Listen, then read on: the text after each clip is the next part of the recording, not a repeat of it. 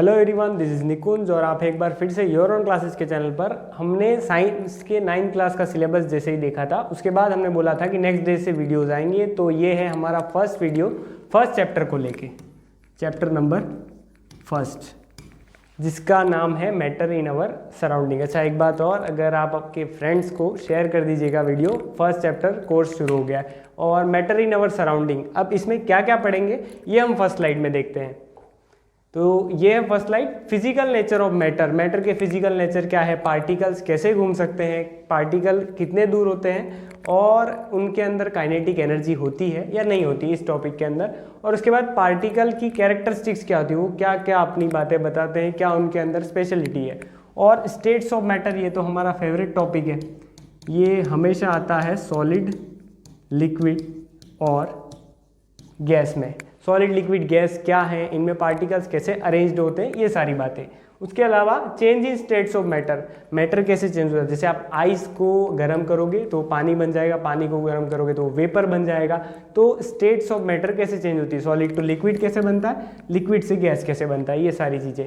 उसके अलावा temperature scales, temperature scales में हम देखेंगे केल्विन, फ़ारेनहाइट और डिग्री सेल्सियस, इन तीनों के बीच डिफरेंस और इनको कन्वर्ट कैसे करेंगे। वैसे हमारे सिलेबस में Kelvin to Celsius, Celsius to Kelvin है, लेकिन हम फ़ारेनहाइट भी पढ़ेंगे बोनस के रूप में। उसके अलावा लेटेंट हीट, लेटेंट का मतलब होता है छुपा हुआ, हीट कहाँ छुप जाती है, ये सारी बातें देखेंगे। और देखेंगे इवापोरेशन, जो कि सन के द्वारा होता है। इवापोरेशन क्या है, उसी के कंटेक्स्ट में हम एक और टॉपिक लेंगे, इवापोरेशन और बॉइलिंग। इन दोनों के बीच हम कंपेयर करेंगे कि दोनों में डिफरेंस क्या क्या है। और उसके अलावा मेजरेबल क्वांटिटीज़, जैसे कि टेम्परेचर को केल्विन में मापेंगे, लंबाई को लेंथ में मापेंगे और डेंसिटी को मीटर क्यूब में, ऐसी बहुत सारी चीज़ें। लेकिन हम शुरू करते हैं एक बेसिक से, जो कि बेसिक टॉपिक है पंचतत्व।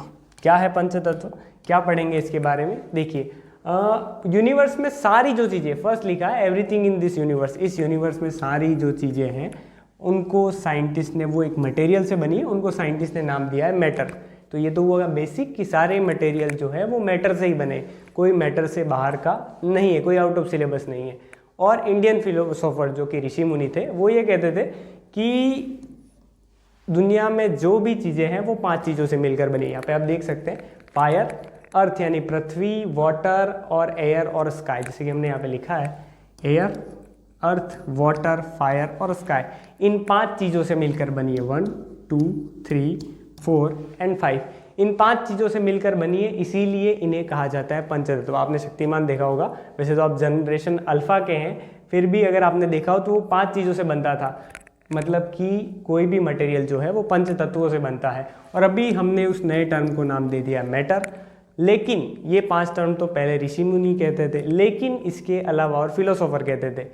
हमने अभी एक नया क्लासिफिकेशन निकाल लिया, फिजिकल क्लासिफिकेशन और केमिकल नेचर के हिसाब से क्वालिफिकेशन। फिजिकल क्वालिफिकेशन हम अच्छे से जानते हैं, जिसे हम कहते हैं सॉलिड, लिक्विड और गैस, ये है फिजिकल क्वालिफिकेशन।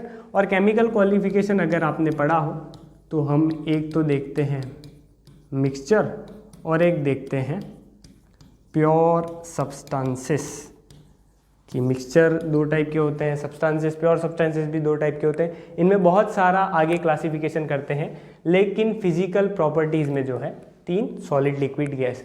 तो इस स्लाइड में हमने ये देखा कि दुनिया में सारी चीज़ें वो 5 तत्वों से बनी, ऐसा अर्ली इंडियन फिलोसोफर ने कहा था। अभी तो हम इस क्लासिफिकेशन के अनुसार पढ़ेंगे। और ये नेक्स्ट स्लाइड में देखिए physical nature of matter, matter के बारे में कुछ और जानकारी। जैसे कि हम बहुत सारी कॉमन चीज़ें पढ़ते हैं।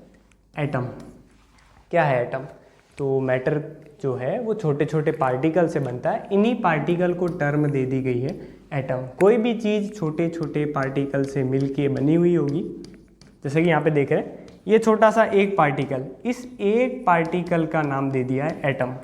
तो एटम ये है, एटम में इलेक्ट्रॉन, प्रोटॉन, न्यूट्रॉन, ये सब हम आगे के चैप्टर्स में पढ़ेंगे।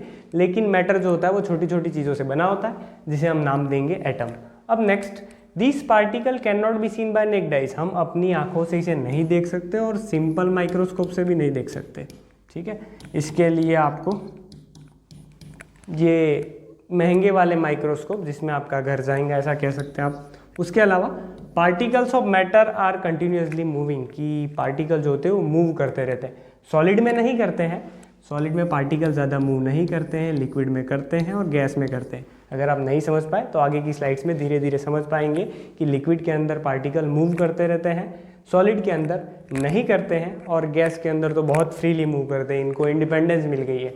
तो ये फिजिकल नेचर था मैटर का कि कोई भी चीज़ छोटे छोटे पार्टिकल से बनी है जिसे हम मैटर एटम कहते हैं सॉरी, और उसके अलावा इन्हें हम अपनी आंखों से नहीं देख सकते और ये लगातार मूव करते रहते हैं।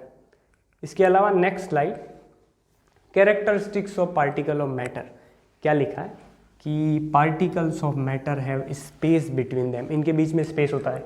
अच्छा, यहाँ पे स्पेस दिख रहा होगा कि इनके बीच में ये स्पेस होता है, खाली जगह होती है। तो ये खाली जगह जो है वो कैसे हम पता करें, देखिए यहाँ से हम ले लेते हैं एक शेप और उसी में ये ले लिया हमने शेप, और उसी के अंदर एक ग्लास है, टम्बलर है, और इसके अंदर हमने भर दिया वाटर। ठीक है, ये हो गया ग्लास, इसके अंदर हमने भर दिया वाटर।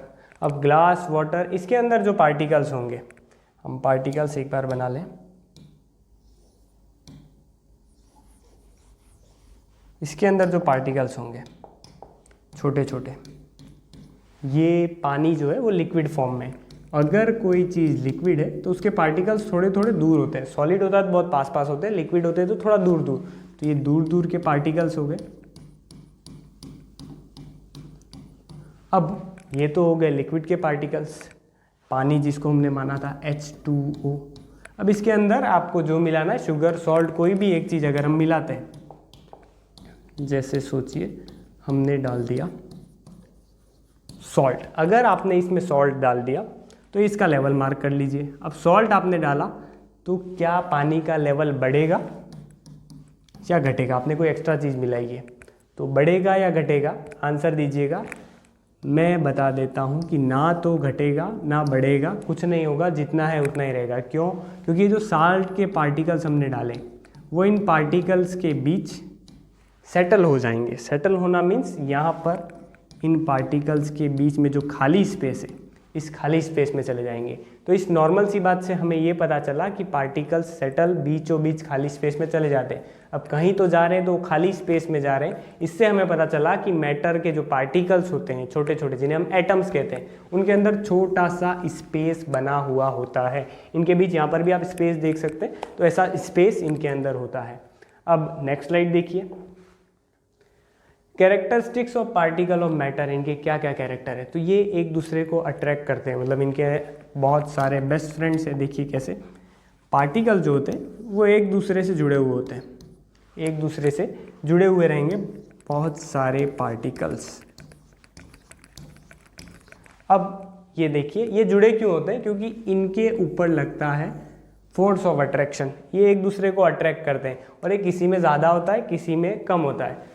तो इसी की वजह से ये पास में जुड़े हुए रहते हैं। जैसे सॉलिड है तो सॉलिड के पार्टिकल बहुत टाइटली जुड़े होते हैं, हम इसे अलग नहीं कर सकते।